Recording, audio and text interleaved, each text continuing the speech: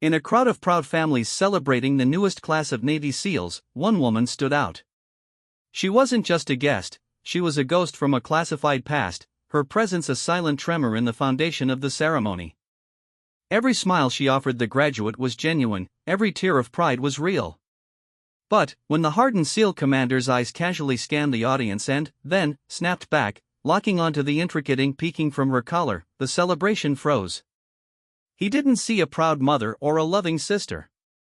He saw a faded photograph from a mission dossier, a name etched on a memorial wall, and a secret the government had buried decades ago. Her smile didn't fade, it just became a sad, knowing acknowledgement. The past hadn't just arrived, it had been sitting in the front row, waiting for him to remember. The sun baked the concrete parade ground at Naval Amphibious Base Coronado, a hard, bright light that turned dress whites into blinding patches of brilliance.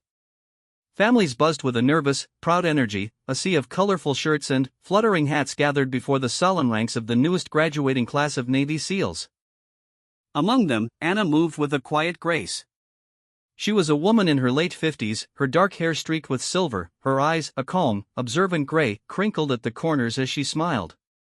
She held a small bouquet of blue and gold flowers, her fingers tracing the stems. Every glance she cast toward the graduating men, specifically toward a young, beaming SEAL named Kyle, was filled with a warmth that seemed to deepen the sunshine. She found a spot near the front, nodding politely to a chatty couple next to her who were bursting with stories about their son. Anna listened, her replies kind but vague. "Yes, it's such a proud day," she'd say, or, "they've worked so incredibly hard." Her attention, however, was a laser pointed at Kyle. She noted the way he stood, the set of his shoulders, the proud tilt of his chin. A deep, complex emotion swelled in her chest, part joy, part ache, part a fear she had carried for over 30 years. The ceremony began with sharp commands and the crisp rustle of uniforms. Speeches were made, echoing over the loudspeakers about honor, courage, and commitment. Anna clapped in all the right places, but her mind was elsewhere, drifting back to dusty roads and the smell of desert air, to the sound of static on a radio and the weight of a rifle. She unconsciously touched the side of her neck, where the high collar of her linen shirt hid most of a tattoo. Only the very top of an intricate, dark design was visible, a stylized feather that curved like a blade. On the stage sat the commanding officers, stone-faced and imposing in their service dress uniforms. Commander James Harker was a man carved from oak and grit, his face a map of a career spent in shadowy places. His eyes, pale blue and missed nothing, swept over the audience as a matter of habit, assessing, categorizing. They moved past Anna, then snapped back. It was the casualness of her posture, the specific way she was watching Kyle, and that glimpse of ink. It was a pattern, a combination of lines and shadows his brain had filed away in a vault marked Operation Silent Crow, 1989.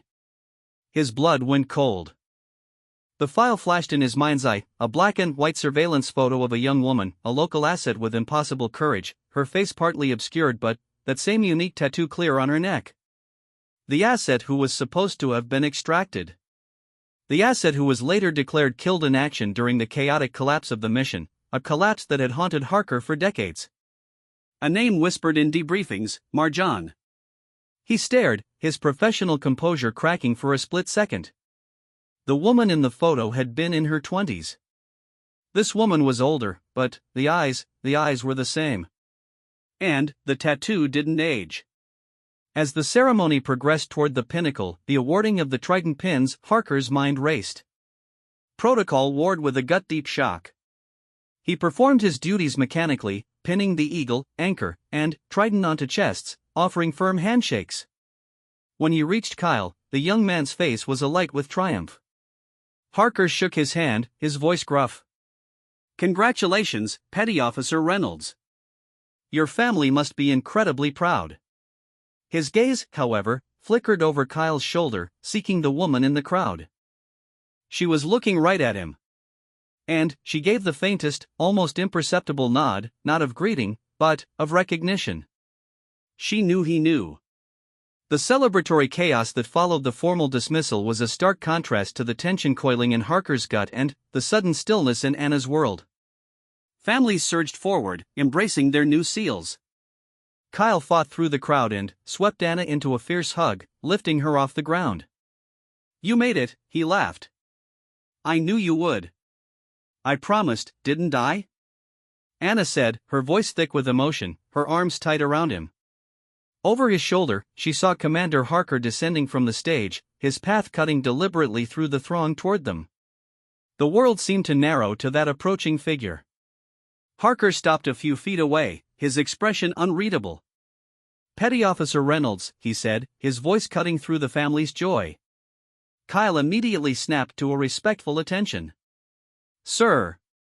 "Commander Harker, this is my aunt, Anna Reynolds." She's everything." Anna extended her hand, her own calm. "Commander. It's an honor. Kyle has spoken so highly of your leadership." Harker took her hand, his grip firm. His eyes bored into hers, searching for the ghost. "The honor is mine, ma'am. That's an interesting tattoo. Unusual design." A beat of silence hung between them, heavy with unsaid history. Anna's smile didn't waver, but it changed, becoming something older, sadder. "A reminder of my youth, Commander.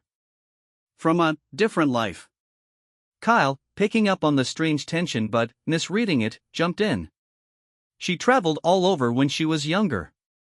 Never tells me any stories, though." "Some stories," Anna said softly, her eyes still locked with Harker's, "are best left in the past." "Don't you agree, Commander?" Harker gave a slow, deliberate nod. "Not all pasts stay buried, Ms. Reynolds. Sometimes they attend graduations." He released her hand. "Enjoy your day, Petty Officer. You've earned it." With a final, lingering look at Anna, he turned and melted back into the crowd, leaving a vortex of confusion and dread in his wake. Kyle looked at his aunt, his celebratory mood slightly dimmed.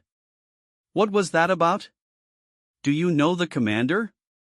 Anna watched Harker's retreating back, her heart pounding a frantic rhythm against her ribs.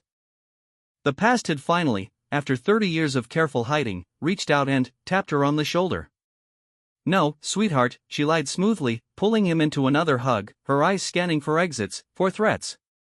"I've never met him before in my life. Now, tell me everything about Hell Week again. I want to hear it all." But her mind was screaming, formulating plans, calculating risks. The safe, quiet life she had built brick by brick was cracking. The man who had once been her only link to survival in a war zone had just become her greatest threat. The graduation barbecue at a teammate's rented beach house was a riot of noise and relief. Music blared, burgers sizzled, and the new SEALs, freed from the relentless pressure of training, laughed with a raw, liberated joy. Anna moved through the gathering like a serene ghost, pouring drinks, complimenting parents, her smile a fixed, practiced mask. Inside, she was a vault of alarms. Every car that passed on the coastal road, every stranger who glanced her way, felt like a potential trigger. Kyle, beer in hand, was holding court with his buddies. "And then, my Aunt Anna sends me this care package," he announced, slinging an arm around her shoulders. "Full of these insane, homemade energy bars. Tasted like dirt and nuts, but, man, they got me through a whole evolution." His friends cheered. "Best aunt ever," one shouted. Anna squeezed his side. "Just old family recipes," she demurred. But the recipes were from the Hindu Kush, knowledge passed from a grandmother she hadn't seen since she was 19. Later, as the sun began to dip, painting the sky in oranges and purples, Anna stood on the deck overlooking the Pacific. The vast, endless water usually calmed her. Tonight, it felt like an empty horizon she might need to cross again. "It's a view that never gets old, isn't it?" The voice came from behind her. She didn't need to turn. She knew it was Harker. He leaned on the railing beside her, out of uniform now, in a polo shirt and khakis, but he still carried the taut energy of a predator at rest. "It's beautiful, Commander," she said, keeping her tone neutral. "You must be proud of all of them." "I am. They're good men. Kyle is a good man. Sharp, resilient. He talks about you constantly. Says you raised him after his mother passed." That you're his only family. Anna said nothing, watching a gull ride the wind. Funny, Harker continued, his voice dropping. In all his files, all his background checks, it lists Anna Reynolds, sister of the deceased Sarah Reynolds. Clean record. Small business owner. A model guardian. But, the background, it's thin before 1990. Almost professionally sparse. A lot of people have quiet pasts, Commander Harker. Not like yours, Marjan. The name, spoken aloud after so long, hit her like a physical blow. The name of the girl she had been, the name she had buried in the rubble of a safe house outside Jalalabad. She finally turned to look at him. The fading light etched the lines of his face, the scars of old wars. That girl died a long time ago. The intelligence reports said she did. I wrote the damn after-action report myself. We lost the signal. The asset's location was overrun. No body recovered, but presumed lost. It was a catastrophic failure. His jaw tightened. A failure that cost good men. And, yet, here you are. Anna's eyes glistened, not with sadness, but with a fierce, old anger. You think you were the only one who lost people that night? Your team was there because I called. Because the information was that vital. The Mujahideen who found our safe house were not there for you. They were there for me. For the traitor who was helping the Americans. What happened? The question was stripped bare of command, just raw curiosity from one soldier to another.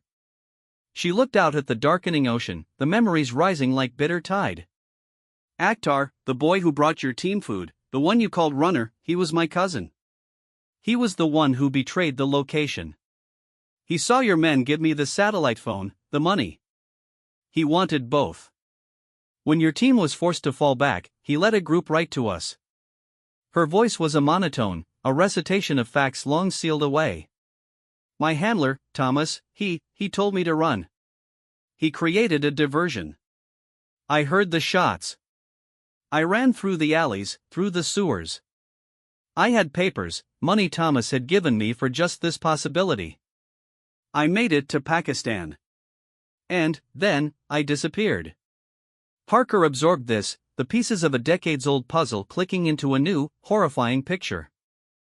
The mission failure had been blamed on bad intel and enemy pressure. It had never occurred to them their asset had been sold out from within her own network. And, the tattoo? In the photo, it was a full sleeve. A phoenix rising from flames, with script. Anna instinctively touched her collar. In Pakistan, I found a doctor. He removed it, lasered it from my arm. It was too identifiable. But, the neck was too painful, too visible. He only removed the script. The feather, he left it. He said it was a bird of freedom.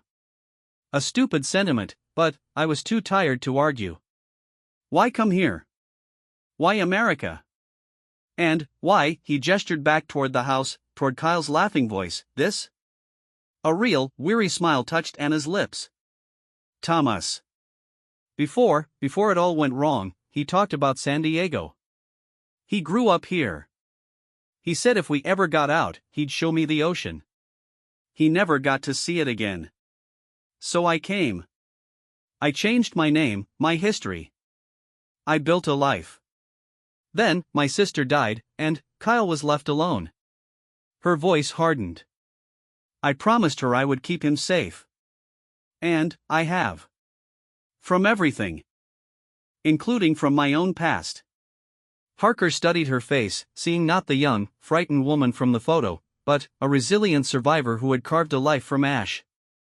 The people who want you dead, they might still be looking. Or they might think you are dead. Your presence here, connected to a Navy SEAL, could change that. It could paint a target on Kyle's back. The truth of it hung between them, colder than the ocean breeze.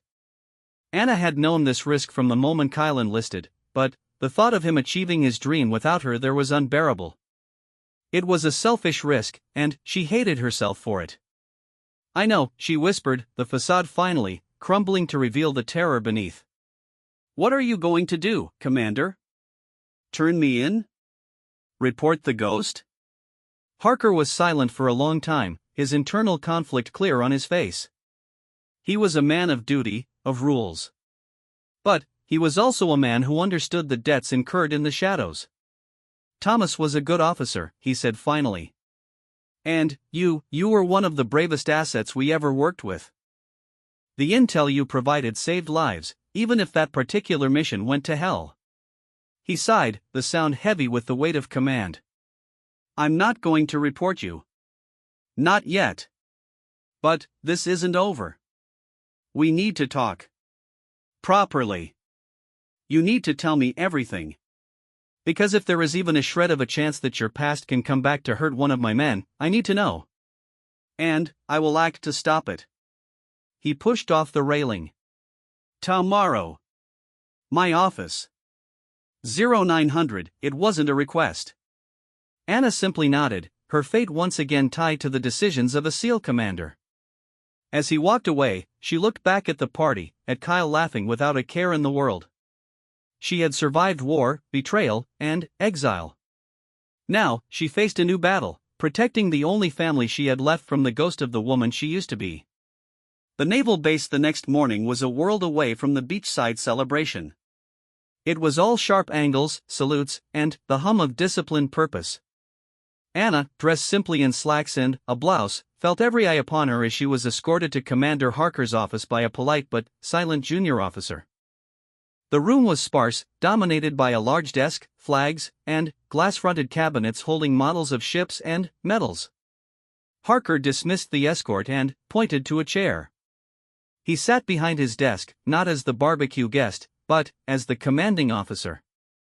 On the desk lay a single, thin folder with a faded red classified stamp. It was her old dossier. Talk, he said. Start from the beginning. The real beginning. And so she did. For hours, Anna spoke. She told him of growing up in Kabul before the Soviet invasion, of a father who was a professor and a mother who was a doctor. She described the slow collapse, the arrival of the Mujahideen, the impossible choice her family faced. How her fluency in English and Dari, and her medical training from her mother, made her valuable to both sides. She spoke of her recruitment by Thomas, a CIA case officer posing as a journalist, who saw not just an asset, but a person. She described the careful, terrifying work of passing information, the narrow escapes, the constant fear. Harker listened, interrupting only to clarify dates, locations, or names. He cross-referenced her story with the cold, clinical language in the file. Her memories breathed painful, human life into the dry reports. Operation Silent Crow, he said, tapping the file. The objective was to intercept a high-value convoy carrying Stinger missiles. Your intelligence was pinpoint. We inserted. But the convoy never arrived. We were ambushed at the LZ. We lost 2 men before we even reached the observation point. Anna's face was pale. Because I was compromised the day before. Akhtar saw me with the coded map. I didn't know. I thought he was just a scared kid. I gave him money to get his sister out of the city. He took the money and sold the information to a local commander. By the time I realized, it was too late to abort the signal. I tried. Thomas tried. Harker leaned back, the old guilt and fury mixing with a new understanding. The after-action review blamed faulty source material. It implied you might have been a double. Thomas's reputation was shredded posthumously. He was a hero, Anna said fiercely. He gave me his papers, his American passport, the emergency fund. He told me to run to the secondary extract point and wait for 24 hours. If no one came, I was on my own. I waited for 48. No one came. She looked down at her hands.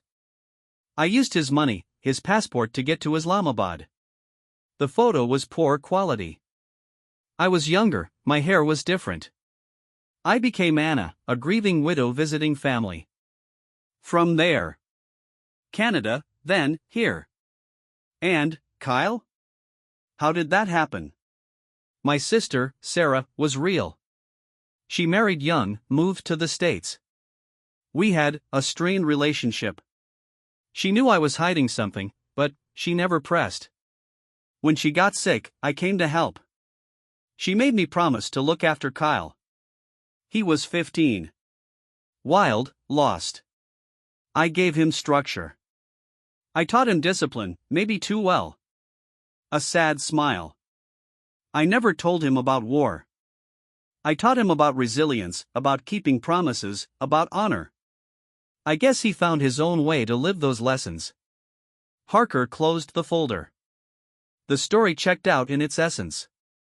The emotional truth of it was undeniable. But the practical threat remained. The man who took the money from your cousin, the local commander, do you know what happened to him? Anna nodded slowly. Ahmad Shah. He became a minor warlord, then a political leader after the Taliban fell. He's still around. Powerful. Corrupt. And if he ever discovered that Marjan not only lived but was connected to a U.S. Navy SEAL? Harker let the question hang. It would be a prestige coup for him. A way to settle an old score and boost his standing.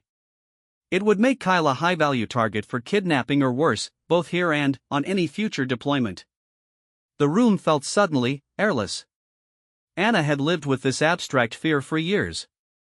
Hearing it laid out so clinically by a special operations commander made it terrifyingly concrete. What do I do? Her voice was small, the brave facade gone. I can't leave him. And I can't have him hurt because of me. Harker stood and walked to the window, looking out at the base. The easiest solution, for the Navy, would be for you to disappear again. New identity, far away. No, the word was absolute. I did that once. I won't abandon him. Not after I promised. Harker turned, a grim determination settling on his features. He had made a decision. Then, we take the threat off the board. Proactively. Anna stared at him, confused. What does that mean? It means we don't hide. We act. Ahmad Shah is a bad guy. A legitimate target for 1,000 reasons. If new, current intelligence were to emerge linking him to active threats against U.S. interests or specifically to targeting the family of a U.S. serviceman, it could justify action. He was talking about a military operation. He was proposing using the machinery of vengeance to protect her secret. You would do that? Risk all that, for me? Not for you, Harker said bluntly. For Kyle. He is one of mine now. And we protect our own. And for Thomas. To clean the slate on a good man's record. He sat back down. But it requires something from you. Something hard. Anything. You have to go back in. Not physically. Mentally. You have to become Marjan again, just for a little while. You have to give me everything you remember about Ahmad Shah, his habits, his family, his weaknesses, his rivals. You have to help us build a targeting package that is so ironclad, so current, that no one will ever question why he suddenly becomes a priority. And you can never, ever speak of this to anyone. Especially not Kyle. Anna felt the walls of her carefully constructed life dissolve. To survive, she had to resurrect the very identity she had killed. She had to use the skills of deception and observation she had sworn to forget. She looked at the classified folder, at the ghost of herself on the desk. Okay, she said, her voice steady now, the gray eyes turning flinty. It was the look of Marjan, the asset, reawakening after a long sleep. What do you need to know? The following weeks were a secret war fought in a quiet, soundproofed room within Harker's command complex. Anna, now operating under the internal code name Phoenix, spent her days reliving her past. With the help of a trusted intelligence specialist, a stern woman introduced only as Lisa, Anna pored over satellite imagery, photos of known associates, and decades-old field reports. Her mind, once a locked vault, was now pried open. She described the compound near Khost where she had seen Ahmad Shah. She drew detailed maps from memory, noting where guard posts had been, where the family quarters were. She listed his brothers, his sons, their temperaments. She recalled his superstitions, his favorite foods, his weakness for a certain type of Russian watch. He has a bad leg, Anna said one afternoon, pointing to a recent, grainy surveillance photo. From a mine, years ago. He favors the right. He will always have a younger, stronger man on his left side, not just for protection, but to lean on if he walks far.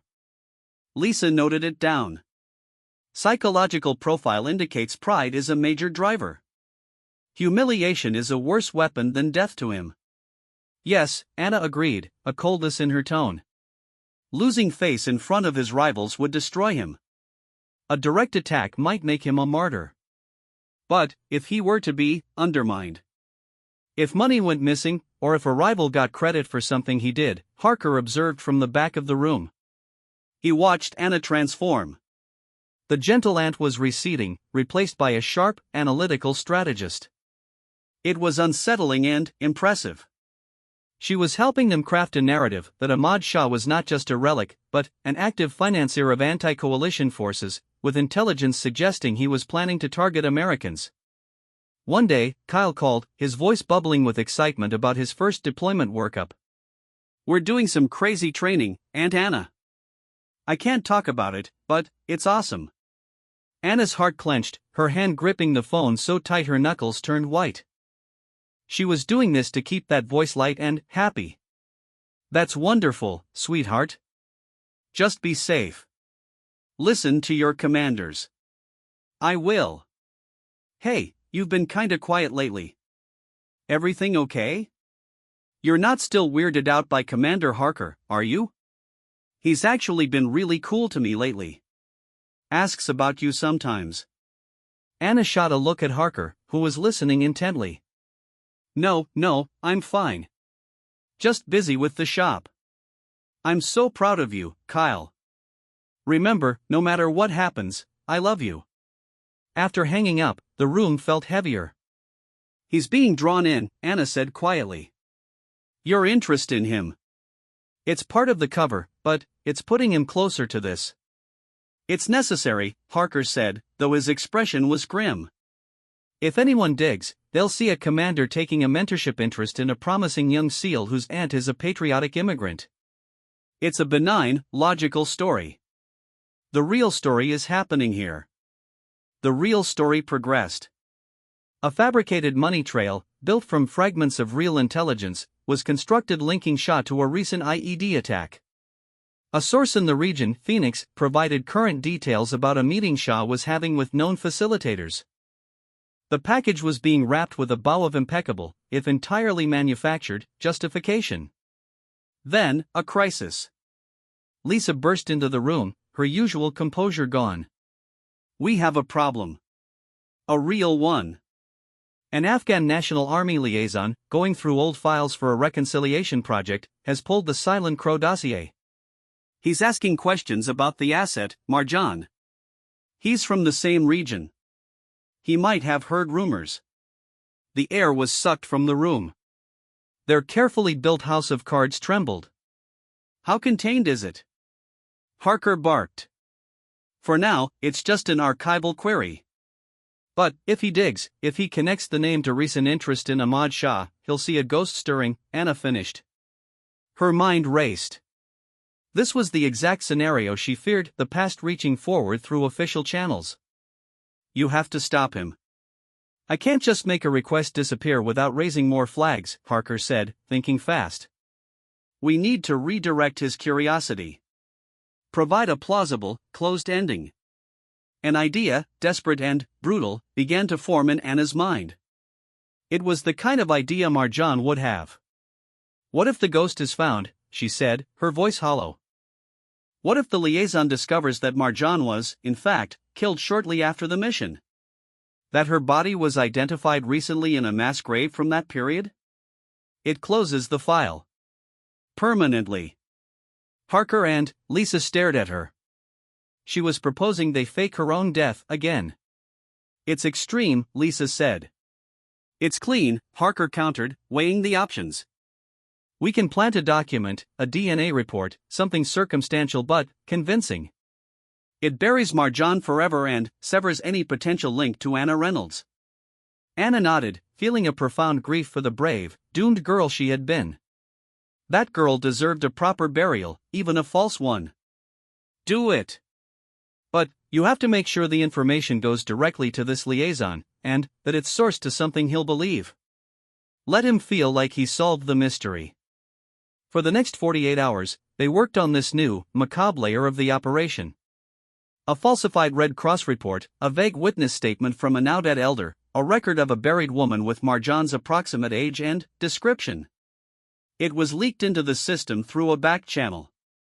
They waited, the tension unbearable.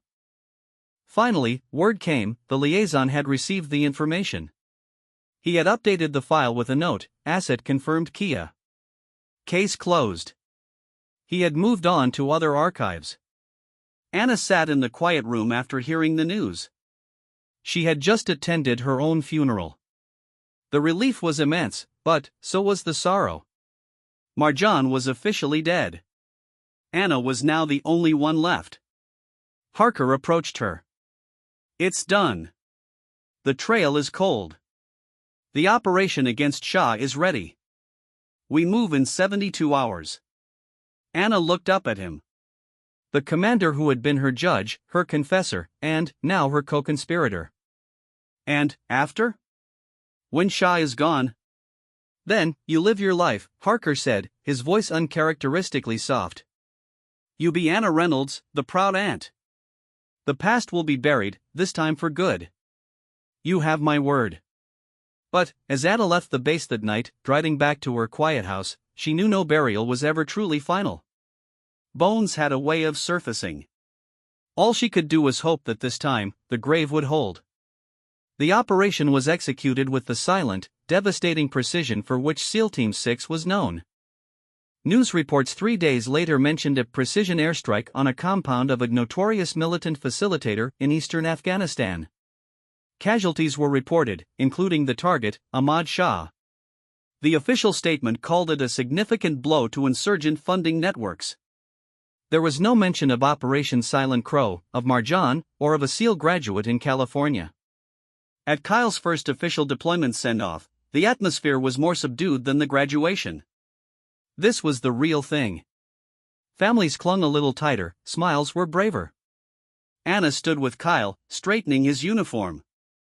You remember everything I taught you? She asked, her voice only slightly trembling. Look after my buddies, trust my training, and keep my head on a swivel, he recited with a grin. Then, he grew serious. And, that home isn't just a place, it's the people you protect. I remember, Aunt Anna. She hugged him fiercely, pouring every ounce of her love, her fear, and her hope into that embrace. Over his shoulder, she saw Commander Harker across the hangar, watching them. He gave her a single, slow nod. It was done. As the bus carrying the SEALs to their waiting aircraft pulled away, Anna felt a chapter close. The immediate threat was eliminated. The secret was, for now, safe. Weeks turned into months. Kyle deployed. Anna ran her small import shop, her life returning to a semblance of normalcy, though she now checked the news from Afghanistan with a different kind of attention. Harker kept his distance professionally, but a subtle understanding existed between them. He would occasionally email about Kyle's progress, in vague, permitted terms, and she would reply with her thanks. One afternoon, a package arrived at her shop. It was plain, with no return address. Inside, nestled in foam, was a simple, polished stone. Attached was a note in typed font, for the grave she never had. A marker for Marjan. She is remembered. J.H. Anna held the smooth stone, a tear finally, escaping. It was an acknowledgement, a memorial from the only other person who knew the whole truth. She placed the stone in a small potted plant on her windowsill, a private monument to the girl who saved others but had to die to save herself. The true test came when Kyle returned from deployment, older in his eyes, but whole and triumphant. His team had performed brilliantly. At his homecoming, surrounded by his boisterous teammates, he pulled Anna aside. Commander Harker pulled me in before we left, Kyle said, his voice low. He said he knew my father. That he served with him briefly, long ago. He said my dad would have been proud. He said you must have been an amazing rock for me. Anna's breath caught. It was a cover story, a beautiful, healing lie woven by Harker to explain his interest and, to give Kyle a gift he'd always lacked, a connection to a father he barely remembered. He never mentioned that, Anna managed to say. He's a private guy, Kyle shrugged, believing every word. It just meant a lot, you know? That all this time, there was this thread. Connecting my family to this life.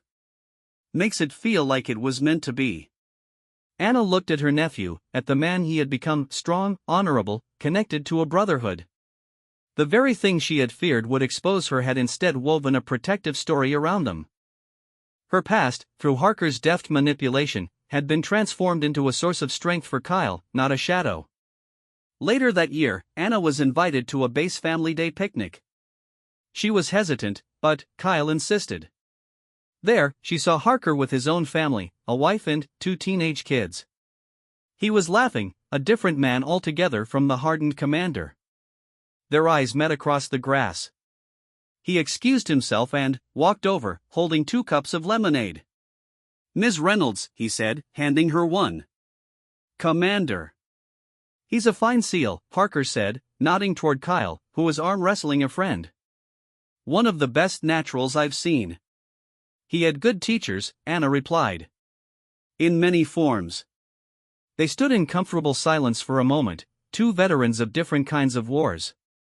The stone, thank you, she said quietly. It was owed, he said simply. The file is sealed. The official record is clean. Thomas's record has been quietly reviewed and amended. A note about possible compromised local elements has been added to the Silent Crow file. History has been slightly corrected. It was more than she had ever dreamed possible. Not just safety, but a fragment of justice. And you, she asked. Carrying this secret, Harker took a sip of his drink, watching the families play. We all carry secrets. This one I don't mind carrying. It's a reminder that sometimes, the intel is wrong. Sometimes, people survive. He looked at her. Live your life, Anna. Really live it. You've earned it twice over. He gave her a final nod and walked back to his family. Anna stayed until the sunset, surrounded by the laughter of families, the smell of barbecue, the sound of the American flag flapping in the breeze. She was no longer a ghost caught between 2 worlds. She was simply Anna Reynolds, aunt of a Navy SEAL, a small business owner, a woman with a past that was finally, peacefully, at rest. The tattoo on her neck was just a tattoo now, a mark of a journey, not a target. She watched Kyle, her heart full. He was safe. She was free. And, the commander who had recognized a ghost had, in the end, helped her finally become real.